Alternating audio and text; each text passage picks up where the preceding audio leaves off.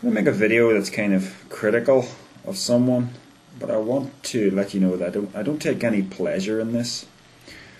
It's a video about David Icke.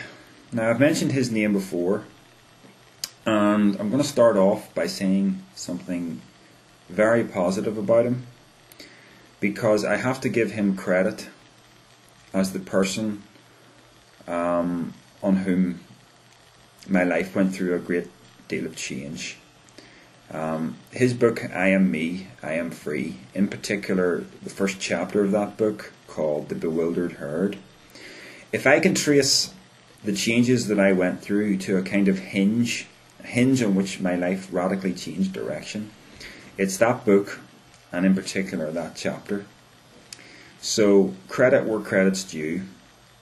There was something special about that book. There's much I disagree with in it, but as a whole, it was a life-changing experience to read it. And I would recommend it to people. It sort of belongs to a time in David Icke's career where he was talking more about spirituality than he was about conspiracy. And I think it's the conspiratorial things where he's dealing heavily with matters of research more than matters of just basic intuition and reasoning. And I think this is where he falls down greatly. Now, I've read 11 of his books from cover to cover, so I do know something about what I'm talking about here. So I thought I would dive in and just illustrate a problem that I see, and it's an important problem. Here's his book, Children of the Matrix. This is the book where he really gets into the reptilian thing in a big way. He wrote this, I think it was 2001. He gets into Satanism as well in this book. Now, Satanism is a subject that I know something about. I've been sort of devoted to studying it for maybe the past year actually at this point. So I know something about it. So I'm in a position where I can verify or not some of the claims that are made in this book. So I'm just going to read you a small section from page 290. I'm going to just have a bit of a commentary on it. The Isle of Wight is just one example of an immense global network of satanic centres and cults involved in human sacrifice, blood drinking, and the summoning of other dimensional demons. Okay, that's that's a lot to swallow in one sentence for a start, but let's just move on. Most are unknown, but some, like the Church of Satan and the Temple of Set in the United States, have received mainstream publicity. The Church of Satan was founded on April 30th, 1966 by Anton LaVey. April 30th through May 1st is one of the most important ritual dates in Satanism.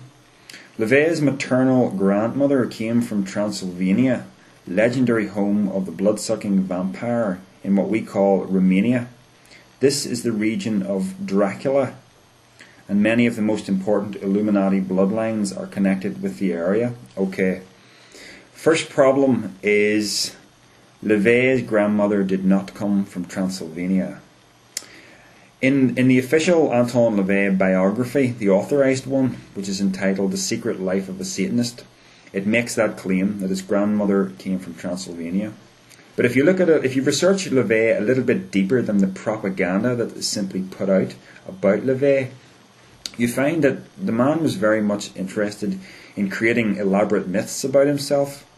And if you look in particular at the massive history of the Church of Satan that is written by Michael Aquino, and it's downloadable in PDF format, I'll put a link in the description of this video.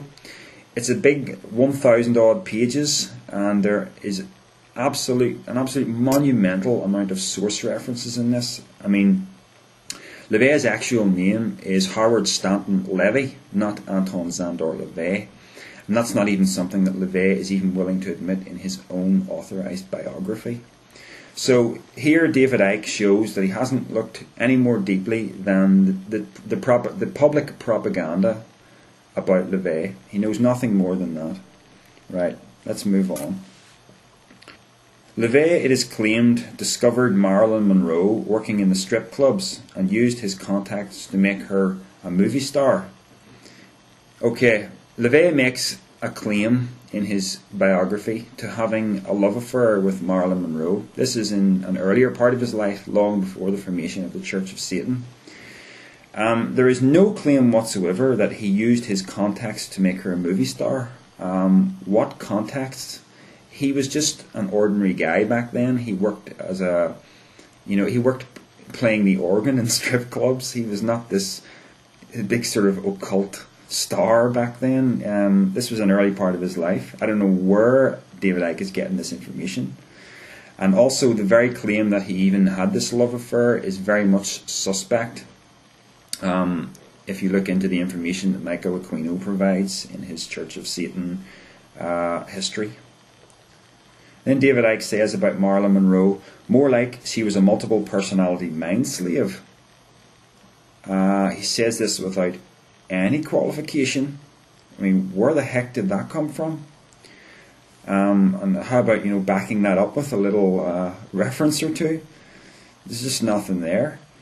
Hollywood, brackets, Hollywood or Hellwood, the sacred wood of the Druids, close brackets, is awash with Satanists, as is the entertainment industry in general. Among LaVey's connections in entertainment and politics were John F. Kennedy, Frank Sinatra, Sammy Davis Jr., Peter Lawford, and Jane Mansfield.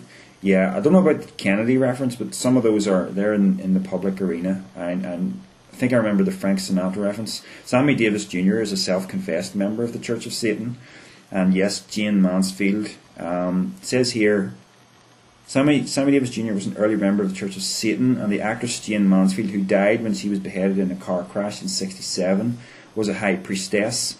Yeah, it's uncertain whether that was actually a publicity stunt or whether she really was into LaVey in a big way, but it doesn't really matter either way. But there's more than one story going around about Jane Mansfield's actual involvement with the Church of Satan. Anyway, these are all anecdotal things, they're not that important. Frank Sinatra was a handler and abuser of mind-controlled slaves. And as you can appreciate, Satanism and trauma-based mind control go hand in hand. Hello? I mean, where the heck did that come from? My guess would be it's probably one of Cathy O'Brien's claims. It's not actually stated here where that comes from. Cathy O'Brien claims to be an MK Ultra mind control survivor who underwent all sorts of bizarre things. She describes it in her book Transformation of America. Again, that's a book. It's a self-published book full of all kinds of bizarre claims that can't be substantiated. Frank Sinatra was a handler and abuser of mind control slaves. You just state it like that, like as if you can prove that. As you can appreciate, Satanism and trauma-based mind control go hand in hand. Well, it's not something I can appreciate until you prove it, really. One example of this was Michael Aquino. He worked with LaVey in the Church of Satan, but later broke away and formed his own Temple of Set. Aquino was a notorious mind programmer named by Cathy O'Brien, there you go, and many others, none of whom David Icke states, and a top man in the US Defense Intelligence Agency's Psychological Warfare Division. I mean, regarding Michael Aquino, he's an interesting fella, actually. I'm going to provide a link to a podcast that I heard where he talks about the Temple of Set for about an hour, just to give you an impression of the guy if you're prepared to listen to it. He's a very interesting guy. As for the claims about him, I mean, they're not substantiated. The guy's not in prison, Aquino's wife, who worked with him, is called Lilith Sinclair. The name Lilith is a symbol of the reptilian bloodlines, and one of the major strands of the Illuminati's genetic web is the Scottish Sinclair family, formerly the French St. Clair bloodline. The St. Clairs and the Black Madonna worshipping St. Bernard were fundamentally involved in the formation of the Knights Templar. It's kind of like, okay, she's called Sinclair. How many people in the world are called Sinclair? But just, it's a kind of guilt by association thing. So if you're called Sinclair, we can immediately trace you right back to the Knights Templar. That's insane. It's like, just let's pick things out of a hat, join the dots between things that are completely unrelated. She's called Sinclair. What does that mean? Absolutely nothing. I mean, is Clive Sinclair, who designed the ZX Spectrum computer, is he, a member of the Illuminati bloodlines or whatever? It's crazy talk. The Sinclair Chapel at Roslin near Edinburgh is a shrine to the Illuminati and includes the image of the Green Man, the representation of Balder in the King Arthur stories.